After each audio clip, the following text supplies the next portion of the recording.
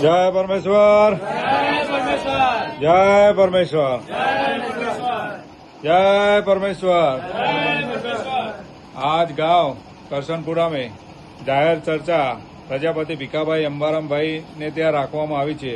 તો આ ચર્ચા શાના માટે રાખવામાં આવી છે તમને બધાને કોઈને ખબર છે? શાના માટે ચર્ચા રાખી છે આપણે? બોલો ભીખાભાઈ, તમારા ઘરે ચર્ચા રાખી શાના માટે રાખી? આપણે આ કિતાબમાં જગત હિતકારની કિતાબના માટે 274 ની કિતાબ। એટલે આ કિતાબ શું કહેવા માંગે એની તમને ખબર ખરી? શું ખબર બોલો? કિતાબ એવું કહેવાય છે કે સત્યુગ લાભો હોય તો આ કિતાબ ભણવી જ પડશે, બરાબર। જય પરમેશ્વર।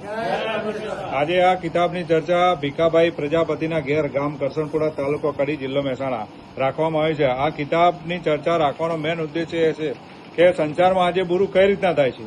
આજે બાપના પહેલા બેટો મરે છે, ઓરતો બે ઓલાદ રહી જાય છે, કાચી ઉંમરમાં લોકો લાખો તરહની બીમારીઓ પાઈને મરી જાય છે, પણ આજ તક સંસારનો કોઈ વાતની ખબર નહીં કે કઈ રીતના મરી જાય છે।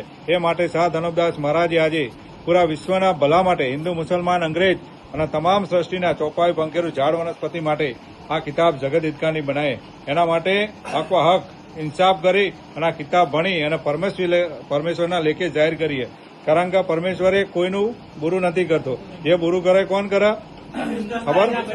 હિન્દુસ્તાનના શેઠ સોદાગર મહાજન વાણિયા બનીએ એમાં લંકાના ઢેઠ જે 84 લાખ કુંડિયા જે અલોપ બનાવીએ ત્યાં પાપ કરે ત્યારે સંસારનું બુરું થાય, ત્યારે સંસારમાં લાખો તરહની બીમારીઓ થાય છે। જેનો હવાલો કિતાબ જગત હિતકારની શાહ ધનબદાસ મહારાજ લીખી કિતાબ જગત હિતકારની એનો હવાલો આપી રહી છે અને એ સબૂતના તોર પર જય પરમેશ્વર। તો એના માટે આ કરશનપુરા ગામમાં ભીખાભાઈ પ્રજાપતિને ત્યાં એની જાહેર ચર્ચા રાખવામાં આવી છે। જય પરમેશ્વર।